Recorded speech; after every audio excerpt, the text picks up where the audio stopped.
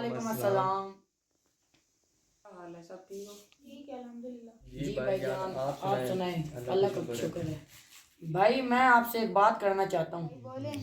یار بھائی آپ ابھی نماز پڑھ کر آئے ہیں نا. اللہ تعالیٰ کی توفیق یار سے. بھائی مجھے نماز سے ایک بات یاد آئی ہے کہ میں جب نماز پڑھتا ہوں نا تو مجھے دنیا کے خیالات آتے ہیں. اور میں بھی اس بارے میں کچھ بات کرنا چاہتا ہوں. جی بولیں. میں نے بھی اس بارے میں ایک حدیث سنی ہے. پاک رسول علیہ الصلوۃ والسلام نے فرمایا جس شخص کو نماز میں خیالات آتے ہیں اس شخص کی نماز نہیں ہوتی.